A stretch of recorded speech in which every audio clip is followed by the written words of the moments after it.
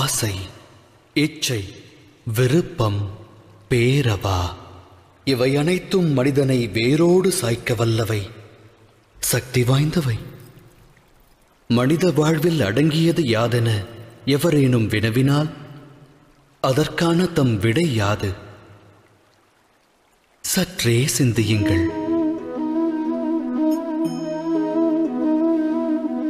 ஆழ்மனதிடம் இவ்வினா எழுப்பினால் அது அட்சர லட்சணமாய் கூறும் ஆசை என்று. ஆசை யாரை விடும்? அது அனைவரின் மனதிலும் வேரை விடும், தம்மிலும் ஊற்றெடுக்கும். 8 திக்கையும் வென்றவர் உண்டு, விண்ணையும் மண்ணையும் ஆண்டவர் உண்டு. ஆனால் ஆசை வென்றவர் அண்டத்தில் இல்லை. ஆசையெனும் மோகத்தை தேடுவதன் மூலம் அனைவரும் அலைவர் அல்லும் பகலும். எனினும் மோகம் என்னும் அக்கூட்டில்தான் ஞானமும் வாசம் செய்கின்றது. அது எவ்வாறு? துளிர்விடும் மானிட ஆசைகளுக்கு பக்குவம் அளிக்க ஞானம் என்னும் ஒளிக்கீற்றானது மானிடனது இதயத்திற்குள் பிரவேசிக்கின்றது. இது மானிட ஆசைகளை எடுத்துரைக்கும் கதையல்ல. இச்சை கொண்ட மனதால் ஒருவர் வாழ்வில் உயர்வு தாழ்வு அடைந்த கதையும் அல்ல. இக்கதையானது இச்சை என்னும் கர்ப்பத்திலிருந்து உதித்தெழுந்த ஞானக் கதை. எனது நாமம் வாசுதேவ கிருஷ்ணன். நான் செல்லவிருக்கும் யாத்திரைக்கு தம்மையும் அழைக்கிறேன். இந்த யாத்திரையில் வாழ்வின் மர்மத்தையும் மனித தர்மத்தையும் அறிவீர்கள். சேற்றுநிலை உதித்தாலும் செந்தாமரையாகும் கர்மம் அறிவீர்கள். இந்த யாத்திரையின் பெயர் மகாபாரதம்.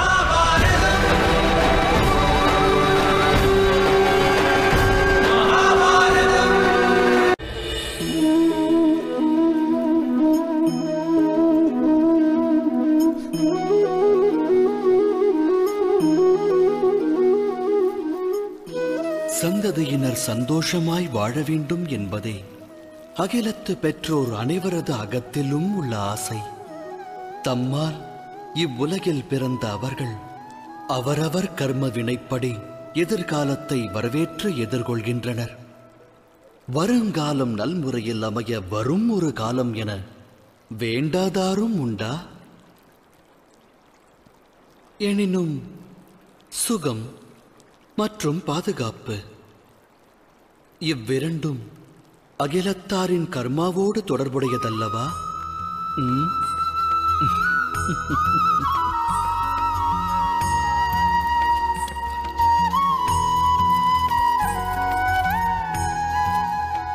அகிலத்தில் ஓர் ஜீவனின் பிறப்பு வளர்ப்பால் பெரும் சிறப்பு. பெரும் சிறப்பு பெரும் சிறப்பாய் அமைய அவசியம் தேவை பரம்பொருளின் அரவணைப்பு. நல் வளர்ப்பு நல்லொழுக்கம் கொண்டவன் சரித்திரம் படைக்கிறான். தாய் தந்தையர் நல்லொழுக்கம் போதித்தால் சந்ததி சாதனை படைக்கும். எதிர்காலம் அவர்கள் சரித்திரம் பேசும். இருப்பினும் பெரும்பான்மை பெற்றோர்கள் தம் சந்ததிக்கு நல்லொழுக்கம் தேவை என்பதையே மறந்து அவர்கள் வளர்ச்சியின் மேல் அக்கறை காட்ட தவறிவிடுகிறார்கள். பெற்றவரின் அக்கறையை பெற தவறுபவர்கள் வாழ்வென்னும் நதியினில் நீந்தி கடந்து அக்கறையை எட்டுவதில்லை. நமது இந்த யாத்திரையில் சந்திப்போம் இரு தரப்பினரை. இது வென்றோர் வீழ்ந்தோர் கதை. இதில் அடங்கியுள்ளது பெரும் வம்ச விருட்சத்தின் விதை. நினைவில் பதியுங்கள் இதை.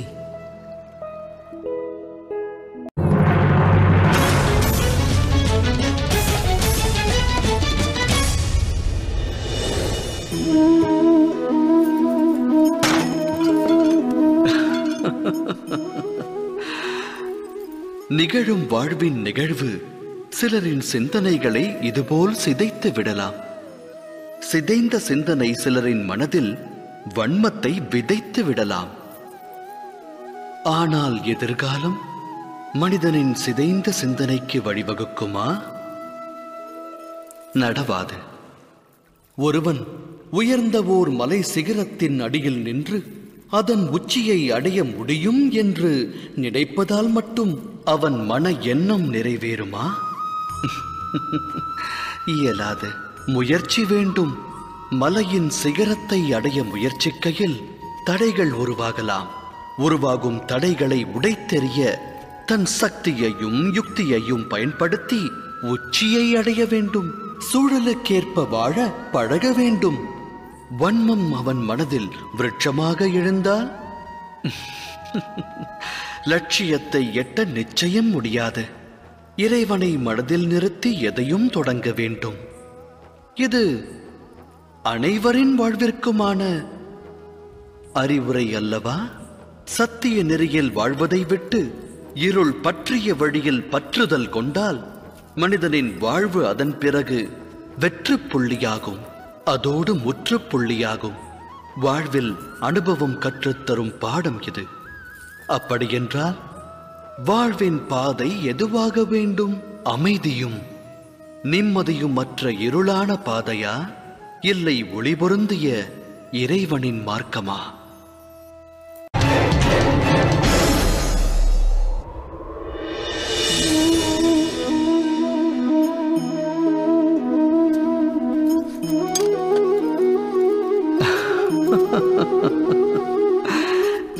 எதிர்காலத்திற்கான மறுபெயரே போராட்டம். இன்று மனதில் தோன்றும் ஆசை நிறைவேறவில்லை என்றால் இதயம் அது எப்போது கிடைக்கும் என்று போராடும். கனவு என்று நனவாகும் என்று மனம் சதுராடத் துவங்கும். எனினும் வாழ்வானது எதிர்காலத்திற்கும் உரியதல்ல, இறந்த காலத்திற்கும் சொந்தமல்ல. வாழ்வென்பது வாழும் நேரத்திற்கே சொந்தம். அதாவது நிகழ்காலத்தின் அனுபவம்தான் வாழ்வின் அனுபவம். மனித இனம் இதை அறிந்திருந்தும் சத்தியத்தை ஏற்க மனம் மறுக்கிறது.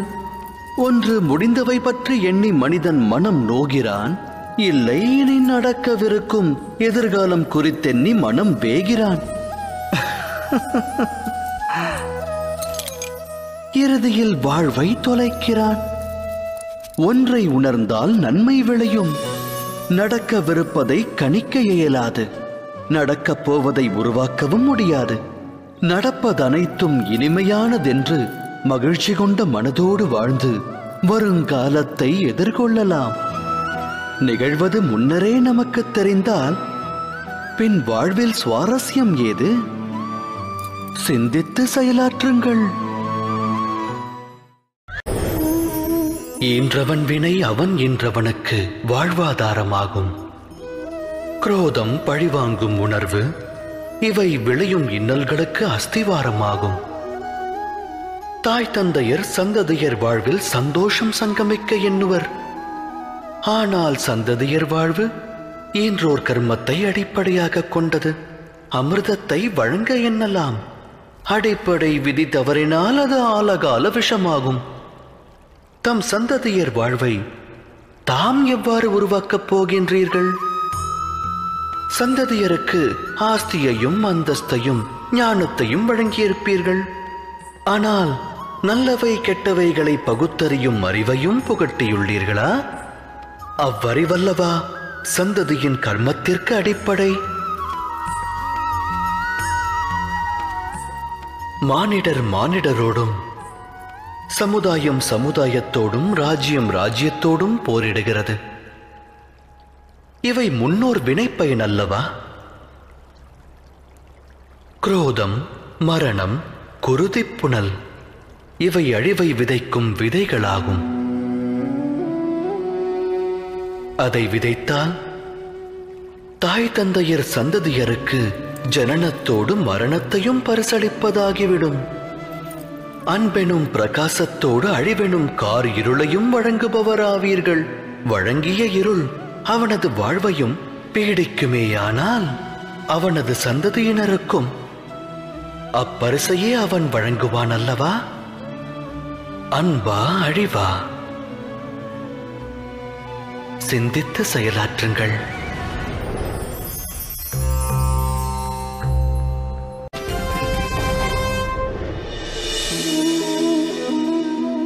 பயம் எனும் உணர்வு மனிதரின் இதயத்தை ஆட்கொள்ளும். மனிதருக்கு ஆஸ்தி அழிந்து விடுமோ என்ற பயம், அவமானம் குறித்த பயம், தனிமைப்படுவோமோ என்ற பயம். ஆகையால் பயத்தில் மூழ்குவது மனிதருக்கு சகஜமான செயலாகிறது. ஆனால் பயம் எனும் உணர்வு எதை கொண்டு உருவாகிறதோ, துக்கமும் அதன் மூலம்தான் உருப்பெறுகிறது என்று உணர்ந்துள்ளீர்களா? தவறு. அது அடிப்படையில் உண்மையல்ல. மனிதனின் அனுபவத்தை கொண்டு கூறுகிறேன். பயத்தை ஒருவன் வெல்வதனால் எதிர்கால துக்கத்தை வென்றுவிட முடியாது. ஆனால் பயம் வரவிருக்கும் துக்கத்தினை அறிவுறுத்தும் கற்பனை மட்டுமே. ஆராய்ந்து பார்த்தால் இரண்டிற்கும் எச்சம்பந்தமும் இருக்காது. இந்த உண்மையை உணர்ந்த பிறகும், பய உணர்வு கற்பனை மட்டும்தான் என்று அறிந்த பிறகும், அந்த உணர்விலிருந்து விடுபட்டு பயமற்று வாழ்வது சாத்தியமான ஒன்றா? சிந்தித்து செயலாற்றுங்கள்.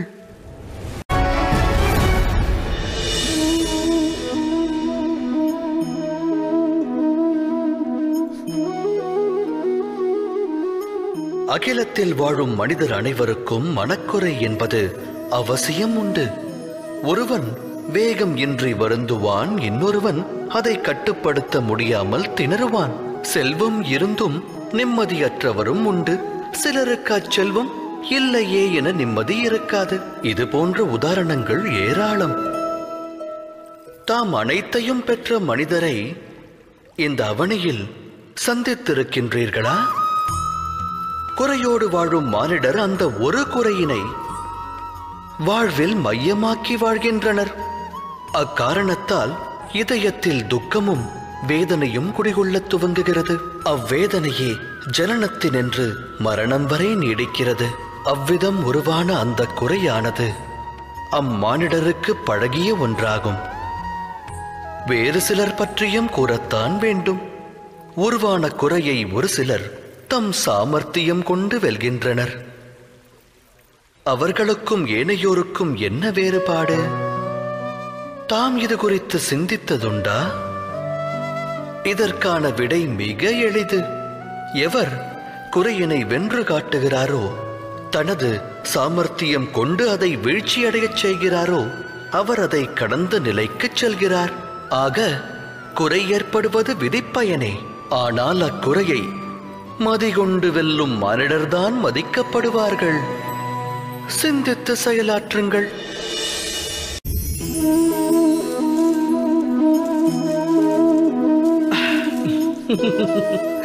வாழ்வில் நிகழும் நிகழ்வனைத்திற்கும் தொடர்பு வேண்டுதலாகும். பதி எப்படி இருப்பார்? என்னுடைய வாழ்வு சுகத்தில் திளைக்க வேண்டும். மனைவி எப்படி இருப்பாள்? அவள் நல்லாளாக விளங்குவாளா? எனக்கு பிறக்கும் புதல்வன் என்னை மதிப்பானா? உத்தரவை ஏற்பானா? மனித மனம் தனது வேண்டுதல் அனைத்தும் நிறைவேற்றுபவரிடத்தில் பரிபூரண மோகம் கொள்கிறது. அங்கம் கொள்ளும் ஆசை பங்கம் விளைவிக்கிறது. காரணம் என்ன? ஏனெனில் ஆசை என்பது மனித மூளையை வியாபிக்கிறது. ஒருவரது ஆசையை உற்றவரே அறியாவிடில் மற்றவர் எவ்வாறு அறிவார்? நிறைவேறும் என்று கனவு கண்ட ஆசை நனவாகாமல் போனால் ஆசை கொண்ட மனம் நிராசை அடைகிறது. நிராசையடைந்த அம்மனதில் போராட்டம் பிறக்கிறது. அழிவிற்கான ஆரம்பம் அந்த போராட்டத்திலிருந்து துவங்குகிறது. ஆனால் மனிதர் தம் மனதில் பேராசை என்னும் விதையை விதைக்காமல் அன்பினை விதைத்தால் அகண்ட அகிலமே நன்மையை பெறும். நன்மையை பெறும் அகிலத்தில் நலமோடு மானிடர்கள் வாழ்வார்கள் அல்லவா? விதைப்பது எதுவென்று ஆலோசியுங்கள்.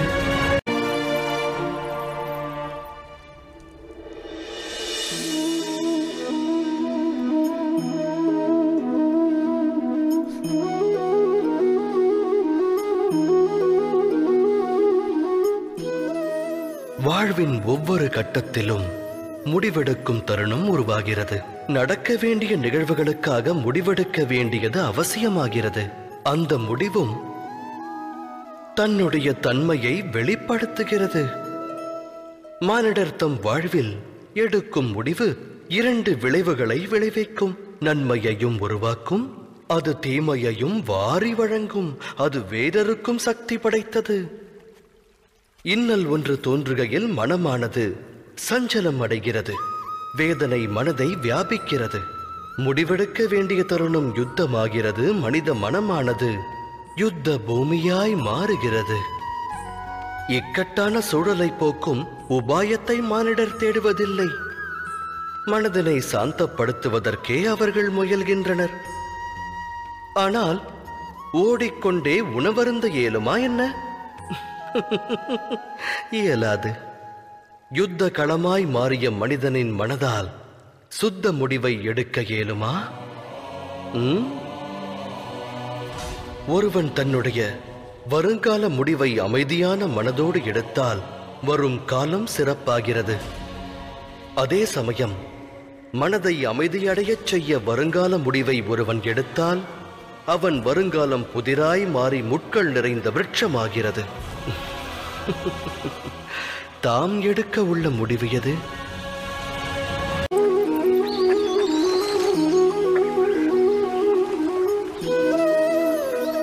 ஒரு முக்கிய கூற்று மனிதனுக்கு எக்காலத்திலும் புதிராகவே விளங்குகிறது. தன்னுடைய உறவுகளைக் கொண்டு அளவற்ற சுகத்தையும் துக்கமற்ற நிலையையும் எவ்வாறு அடைவது எனும் கேள்வி. தமது சுற்றமும் சூழலும் தமக்கு என்றும் உற்ற ஆனந்தத்தை தந்துள்ளதா? சிந்தியுங்கள். மனித வாழ்வானது உறவுகளோடு பின்னி பிணைந்தது. உற்றார் உறவினரோடு அது பெரும் தொடர்பு கொண்டுள்ளது. ஆகையால் சுகமும் மனித உறவுகளோடு தொடர்புடையதென்பது உண்மையே. அவ்வாறு இருந்தும் ஏன் சுகத்திற்கு பதிலாக துக்கத்தை மானிடன் பெறுகிறான்? எதற்காக குழப்பமும் போராட்டமும் உறவுகளிடமிருந்து துவங்குகிறது? அதை சிந்தித்ததுண்டா? ஒருவரின் மேலான எண்ணங்களை உறவினரான இன்னொருவர் புரிந்து கொள்ளாத நிலை வரும்போது, முழு மனதோடு அதை ஏற்காத போது போராட்டம் துவங்குகிறது. அந்நிலை அதிகரிக்க அதிகரிக்க போராட்டமும் வலுக்கிறது. அடுத்தவர் எண்ணங்களை ஏற்றால் சுகம் அங்கு பொங்கும். இது சத்திய வார்த்தைகள். அலைபாயும் தனது எண்ணங்களுக்கு மனிதன் கடிவாளமிட்டு மற்றவர் மாற வேண்டும் எனும் பிடிவாத எண்ணத்தை விடுத்து அடுத்தவர் நலனுக்காக தன்னை மாற்றுவதற்கு முயற்சி மேற்கொண்டானேயானால் அதன் பிறகு அவன் உயிர்வினை பெறுவதோடு உறவுகளுக்கிடையிலும் ஆனந்தம் பெருகும். அந்த வகையில் சுற்றத்தாரை ஸ்வீகரிப்பதல்லவா சுகத்திற்கான மார்க்கம்? சிந்தித்து செயலாற்றுங்கள்.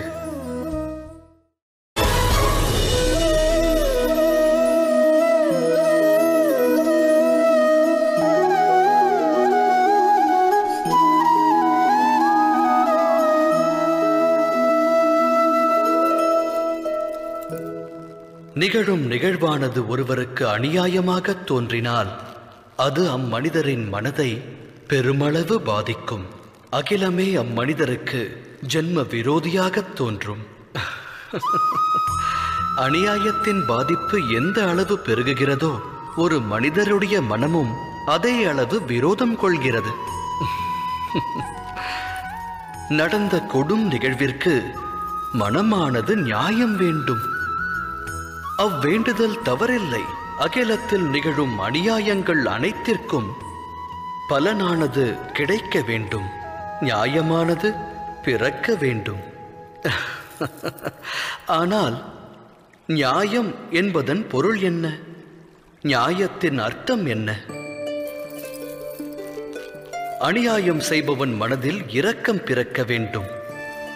அதை அனுபவிப்பவன் நடவடிக்கை அநியாயத்தின் பிரதிபலிப்பாய் மாறாதிருக்க வேண்டும். இதனால் நியாயம் விளையுமா? இரக்கத்தை இதயத்தில் இருத்தாதவன் நியாயத்தை விடுத்து பழிவாங்கும் உணர்விற்கு தலை வணங்குகிறான். வினையை கொண்டு வினையை விதைத்து வினையை அறுக்க முனைகிறான். அநீதி என்னும் மார்க்கத்தில் சென்று அநீதி கொண்டே நீதி வழங்கத் துடிக்கிறான். நியாயம் வழங்க புறப்படுபவன் விதிப்பயனால் அநியாயம் இழைக்கத் துவங்குகிறான். அநியாய கடலில் மூழ்குகிறான். நியாயம் பழிவாங்கும் உணர்விற்கிடையே சிறு வித்தியாசமே உள்ளது. அந்த வித்தியாசத்தின் பெயரே தர்மம். உண்மைதானே? சிந்தித்து செயலாற்றுங்கள். இரு மனமொத்து வாழ முயற்சி மேற்கொள்ளும் அக்கணம் அம்மனங்களுக்கிடையில் ஏற்படும் பரஸ்பரம். அப்பரஸ்பரம் பற்றி நாம் ஆராய்ந்தோமேயானால் அதன் அடிப்படை தத்துவம் விளங்கும். மனமானது மற்றோருக்கு வகுத்திருக்கும் ஒரு எல்லையை, விதித்த எல்லையை ஒருவேளை மற்றோர் கடக்க முற்பட்டால் அக்கணமே அவ்விடம் குரோதமானது உருவாகிவிடும். அந்த எல்லையின் பொருள் என்னவென்று தாம் சிந்தித்திருக்கிறீர்களா? ஒரு எல்லையை வகுத்து மற்றோரை நாம் முடிவெடுக்க அனுமதிப்பதில்லை. நம் முடிவை அவர்கள் ஏற்க வேண்டும் என்கிறோம். அதன் அர்த்தம் ஜகத்தில் அடுத்தவருக்கு எவரும் சுதந்திரம் தருவதில்லை. ஒரு மனதின் சுதந்திரத்தை பறித்தால் அவ்விடம் விளைவது என்ன? குரோதம், வேதனை அல்லவா? வகுக்கப்பட்ட எல்லை உடைக்கப்படும் போது வகுத்தவரின் மனமும் குரோதம் கொள்கிறது. நான் கூறுவது உண்மைதானே? ஒருவேளை மற்றொரு சுதந்திரத்திற்கு மரியாதை அளிக்கப்பட்டால் அதன் பிறகு எல்லை என்ற ஒன்றை வகுக்க வேண்டும் என்ற நிலை வராது. அவ்வாறு ஒரு நிலை உருவாக வேண்டுமெனில் மற்றோர் துன்பத்தை அனைவரும் உற்றார் துன்பமாக எண்ண வேண்டும். உதவி செய்யும் பாங்கை கொள்ள வேண்டும். சிந்தித்து செயலாற்றுங்கள்.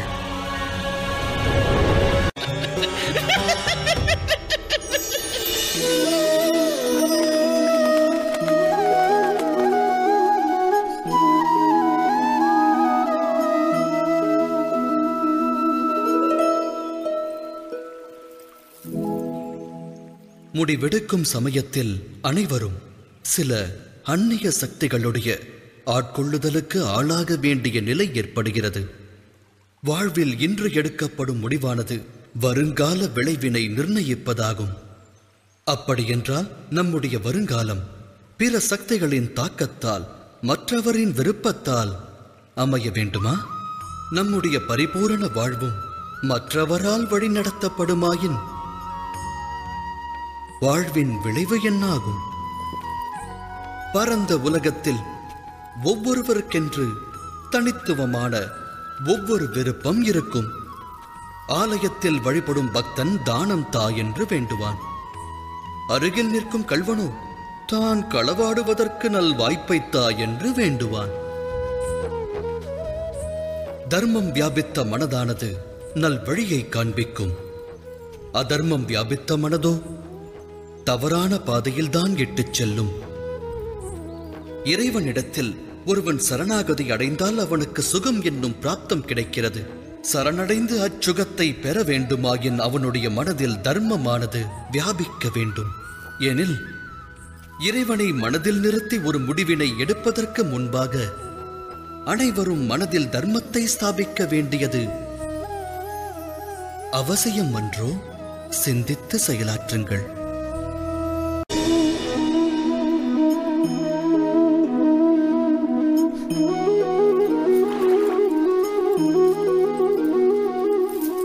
ஈன்றவன் தன் புதல்வர்கள் சுகமாக வாழ வேண்டும் என்றே எண்ணுவான்.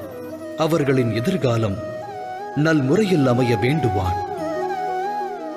அக்காரணத்தினால் தன் சந்ததியினருடைய எதிர்கால வாழ்வினை தானே நிச்சயிக்க வேண்டும் என்று தீர்மானம் கொள்வான். தந்தை எந்த பாதையை கடந்து வந்தானோ, எந்த பாதையில் கரடுமுரடான கற்களை கண்டானோ, தான் விழுந்தெழுந்து நடந்து வந்த மார்க்கம் எதுவோ அந்த மார்க்கத்தில் தான் மகனும் நடக்க வேண்டும் என்று வாரிசை ஈன்ற தந்தை எண்ணுவான். அது தவறல்ல, உத்தம எண்ணமாகும். எனினும் 3 விஷயங்களை குறித்து சிந்திப்பதற்கு அனைவரும் மறந்து விடுகின்றனர். அவை யாவை?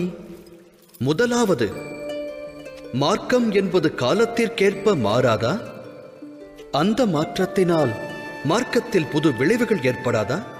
அவ்வாறு இருக்க கடந்து வந்த மார்க்கமானது நிகழ்காலத்திற்கு ஏற்றதாகுமா? இரண்டாவது விஷயம், பெற்றோர்களுக்கு சந்ததியினர் முக்கியமானவர்களா? ஆம், நல்லொழுக்கத்தை அவர்களுக்கு வழங்குவது ஈன்றவரின் கடமை. ஆனால் வாழ்வில் துணை எல்லாம் வல்ல இறைவனே ஆவான். அவ்வாறு இருக்க தந்தைக்கு எவ்வழியில் வெற்றி கிட்டியதோ அதே வழியில் செல்வதால் பிள்ளைக்கும் வாழ்வில் வெற்றியானது கிடைத்து விடுமா? இறைவனே அறிவான்.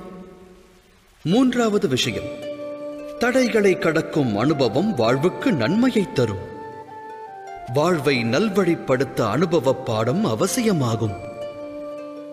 எனில் ஈன்றவன் ஒருவன் தன் வாரிசை பிரச்சனை சிக்கல்களிலிருந்து விலக்கி வைப்பது புதல்வனுக்கு செய்யும் நன்மையா, இல்லை ஆபத்தை விளைவிப்பதா? சந்ததியரின் எதிர்கால வாழ்விற்கு உதவாமல் அவர்களின் சரித்திர வாழ்விற்கு உதவுவதே நன்மையை பயக்கும்.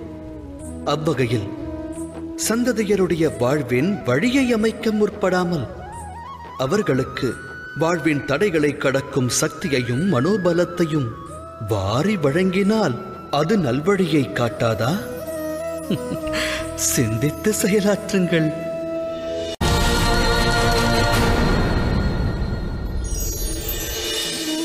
விரும்பிய எண்ணம் நிறைவேறாமல் போனால் ஒருவன் இதயத்தில் குரோதம் உருவாகும். எவரை விரோதியாக எண்ணுகிறானோ அவரை தண்டிக்க வேண்டும் என்று எண்ணம் கொள்வான். ஆனால் ஒருவரது எண்ணம் நிறைவேறவில்லை என்றால் அதற்கு இன்னொருவர் காரணமாக இருப்பார்களா? ஆசை நிறைவேறாமல் போக நிறைய காரணங்கள் உள்ளன.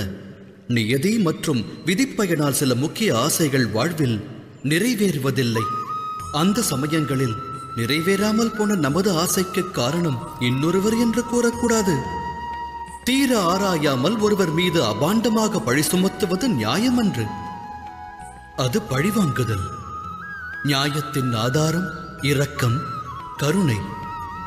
பழிவாங்குதலின் அடையாளம் குரோதம், அகங்காரம்.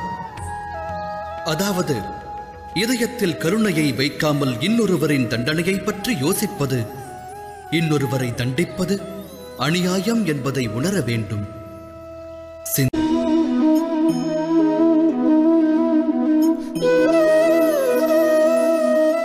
குல வழக்கத்தில் தர்மம் அடங்கியுள்ளது. தர்மத்தை காக்கவும் குல வழக்கமானது பேருதவியாயிருக்கிறது. அப்படி என்றால் குல வழக்கமே தர்மமாகுமா? சற்று சிந்தியுங்கள். உண்மை யாதெனில் கல்லில் எவ்வாறு சிற்பம் அடங்கியுள்ளதோ அதுபோல குல வழக்கத்தில் தர்மம் அடங்கியுள்ளது. இந்த கல்லிற்குள் சிற்பம் உள்ளது. ஆனால் இந்த கல் சிற்பம் அல்ல. சிற்பத்தை உருவாக்க உளி கொண்டு அதை செதுக்க வேண்டும். தேவையற்ற பாகங்களை அதிலிருந்து நீக்க வேண்டும். இந்நிகழ்வைப் போலவே வாழ்வில் ஒவ்வொருவரும் தர்மத்தை தேடி அறிய வேண்டும். அதைப் போலவே இந்திர பூஜையின் வழக்கத்தை விடுத்து கோவர்தன பூஜையின் தர்மத்தை அறியாவிடில் யாதவர்கள் முக்திக்கான மார்க்கத்தை அறிய மாட்டார்கள். அதாவது வழக்கத்தை முழுமையாக தியாகம் செய்பவன் தர்மத்திலிருந்தே விடுபடுகிறான். அதேபோல் வழக்கத்தை முழுமையாக கடைபிடிப்பவனும் தர்மத்தின் பிராப்தத்தை பெறுவதில்லை. இங்கிருக்கும் வண்ணப்பறவை விசேஷ சக்தி படைத்தது. பாலில் கலந்துள்ள நீரை விடுத்து பாலை மட்டுமே அருந்தும் சக்தி கொண்டது. உண்மையான தர்மத்தின் பிராப்தம் பெறுவதற்கு விவேகம் எனும் ஞானத்தை பெறுவது அவசியமாகிறது. அப்படி ஒரு ஞானத்தை பெறாமல் எது தர்மம் என்று ஏற்கப்பட்டதோ அது தர்மம் அல்லாமலும் இருக்கலாம். அதற்கும் வாய்ப்புள்ளதல்லவா? விவேகத்தோடு செயலாற்றுங்கள்.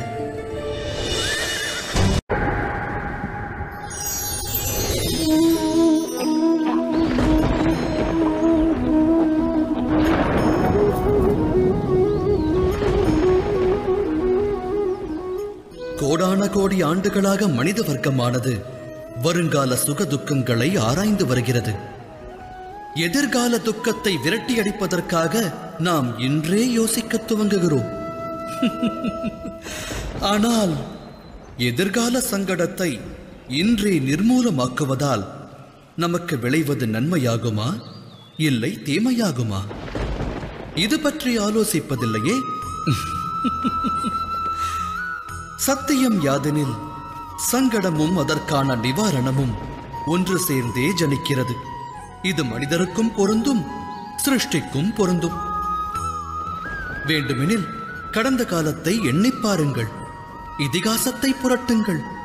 எப்போதெல்லாம் சங்கடம் ஜனிக்கிறதோ அப்போதெல்லாம் அதன் நிவாரணமும் உடன் ஜனித்து விட்டது என்பதை தாம் அறிவீர்கள்.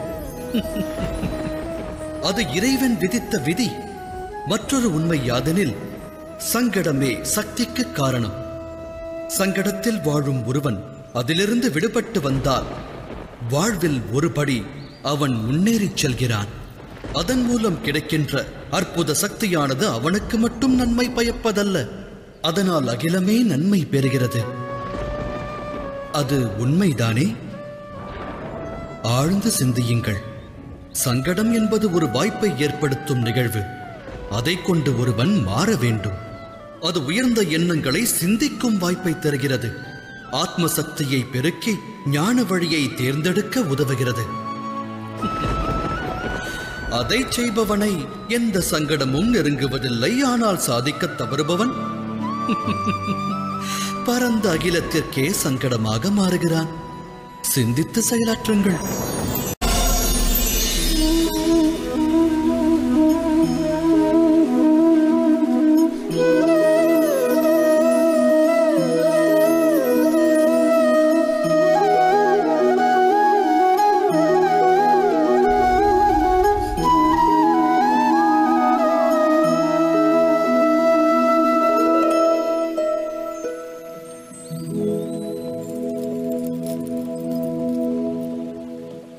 எதிர்கால நலனிற்காக அனைவரும் இன்று முடிவெடுக்கின்றார்கள். வரும் வருங்காலமானது சுகமாக அமைய வேண்டும் என்று அனைவரும் இன்றே அதற்கு முடிவெடுக்க முயல்கிறார்கள். தமது வாழ்வின் நலனை எண்ணுகிறீர்கள். அவ்வாறு எடுக்கும் முடிவில் அடுத்தவருடைய நலனும் அடங்கியிருக்கும் அல்லவா? தனது வாழ்வினில் வசந்தத்தை உருவாக்க ஒருவர் முடிவெடுப்பதற்கு அனைத்து அதிகாரமும் உள்ளது. அது தவறில்லை. ஆனால் நிகழவிருப்பதை யார் அறிவார்? ஒருவரால் கற்பனை கொள்ள மட்டுமே இயலும். வருங்காலத்தை கற்பனையான எண்ணம் கொண்டே அனைவரும் வடிவமைக்க முயற்சி செய்கின்றோம். அவ்வாறு இருக்க நிர்ணயம் செய்ய வேறொரு மார்க்கமானது உலகில் உள்ளதா? ஆழமாக சிந்தியுங்கள். அனைத்து சுகங்களுக்கும் ஆதாரம் தர்மமே. அது மனிதரின் இதயத்தில் வியாபித்திருக்க வேண்டும். ஒன்றை நிர்ணயிப்பதற்கு முன்பாக அனைவரும் தம்முடைய ஹிருதயத்தை ஒரு கேள்வி கேட்க வேண்டும். நிர்ணயமானது சுயநல எண்ணம் கொண்டதா, தர்ம எண்ணம் கொண்டதா என்ற கேள்வி அவசியமாகிறது. வருங்கால முடிவானது தர்ம எண்ணம் கொண்டு எடுக்கப்படுமேயானால் ஆனந்தம் கரைபுரண்டோடும் அல்லவா? சிந்தித்து செயலாற்றுங்கள்.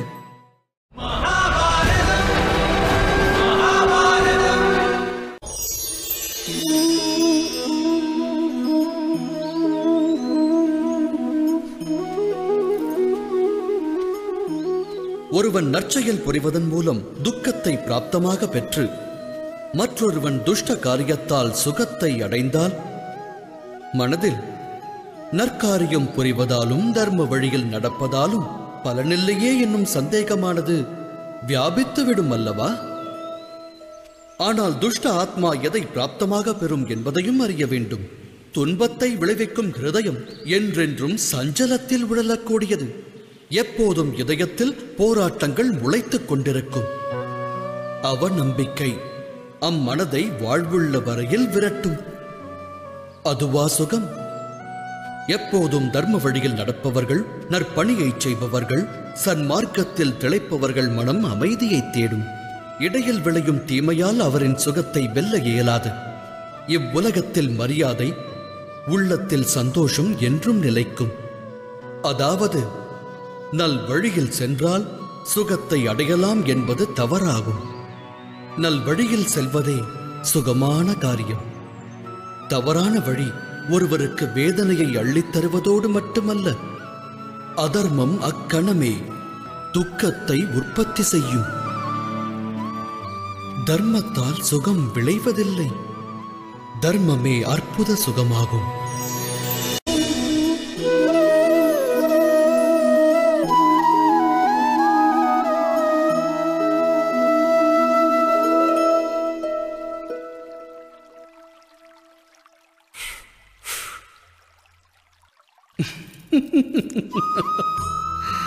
வாழ்வில் ஏற்படும் போராட்டங்களை வெல்ல ஒருவன் தன்னை தயார்படுத்தாவிடில், தன்னுடைய பலத்தின் மீதே ஒருவனுக்கு நம்பிக்கை ஏற்படாவிடில், அவன் நற்குணங்களை விடுத்து துர்க்குணங்களை தனதாக்குவான். அதாவது மனிதனுடைய ஹிருதயத்தில் ஆன்ம நம்பிக்கையானது களைந்தெறியப்படும் போது வாழ்வில் சங்கடம் பிறக்கிறது. ஏனெனில் ஆன்ம நம்பிக்கை நல் வழியை காண்பிப்பதாகும். ஆன்ம நம்பிக்கை என்பது யாது? ஒருவன் வாழ்வில் தோன்றும் போராட்டமானது தன்னை பலமிழக்கச் செய்யும் என்றெண்ணினால் அவன் ஆன்ம நம்பிக்கை இழந்தவனாகிறான். அவன் அப்போராட்ட களத்திலிருந்து விடுபடுவதற்கு பதிலாக அதில் மூழ்குவதற்கு உபாயம் தேடுவான். ஆனால் அப்போராட்டம் தனக்கு பலத்தை தரும் என்று ஒருவன் எண்ணுவானேயானால், தேகத்திற்கு கடின தேக பயிற்சி வலுவூட்டுவதைப் போல வாழ்வின் ஒவ்வொரு போராட்டமும் அவனை உற்சாகமடையச் செய்யும். அவ்வகையில் ஆன்ம நம்பிக்கை என்பது வேறொன்றுமல்ல, நம் மனதின் நிலையே ஆகும். எதிர்கால வாழ்விற்காக பல வழிகள் இருக்கலாம். ஆனால் நல் வழியை காண்பிப்பதே ஆன்ம நம்பிக்கையாகும். சிந்தித்து செயலாற்றுங்கள்.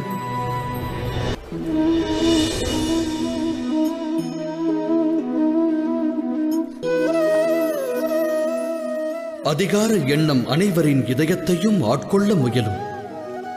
ஒவ்வொருவரும் ஒரு கோட்டையை கட்டுவதற்கு கனவு காண்பதும் உண்மையே. அக்கோட்டையானது அஸ்தினாபுரத்து ராஜ்யத்திற்கும் இணையாகலாம், இல்லையெனில் சிறு மணக்கோட்டையாகவும் இருக்கலாம். ஆனால் சக்தியை பெறுவதற்கான முயற்சியை அவசியம் மேற்கொள்வான். அந்த அதிகார சக்தியின் உண்மையான ரூபம் என்ன? அது பற்றி தாம் சிந்தித்ததுண்டா? ஒரு தனி மனிதன் மற்றவரின் வாழ்வினில் அதிகமாக தலையிடுவதன் வாயிலாகவும், மற்றவர்களுடைய தனிப்பட்ட சுதந்திரத்தை பறிப்பதன் வாயிலாகவும் அதிகமான அதிகார சக்தியை பெறுகிறான். மற்றவர் நலனை கெடுத்து தன்னலத்தை உருவாக்குவதே அதிகார பலமாகும். ஆனால் உண்மையான அதிகாரம் என்பது அன்பு, தயை, கருணை மற்றும் தர்மத்தால் உருப்பெறுவதாகும். அதர்ம வழியில் கொடூரமாக அதிகாரத்தை பெற வேண்டும் என்று முயற்சிக்கின்றவர்கள் மற்றவர்களுடைய மனதில் அவர்கள் விரோதத்தையும் வெறுப்பையும் விதைக்கின்றார்கள். விளைவதென்ன? அதன் விளைவானது இவ்வாறு இருக்கும். ஆம், அவ்வாறு பெறப்படும் அதிகாரமும் சக்தியும் சிறிது காலத்திற்கு அவசியம் நீடிக்கும். ஆனால் சரித்திரத்தில் அது நிலை பெறுவதில்லை. ஆகையால் தான் பிருகு மற்றும் வசிஷ்டர் போன்ற ரிஷிகள் இன்றும் பூஜிக்கப்படுகின்றனர். ராவணன் மற்றும் இரண்யகசிபு வெறுக்கப்படுகின்றனர். இது பற்றி தாம் சிந்திக்க வேண்டியது அவசியம். சிந்தித்து செயலாற்றுங்கள்.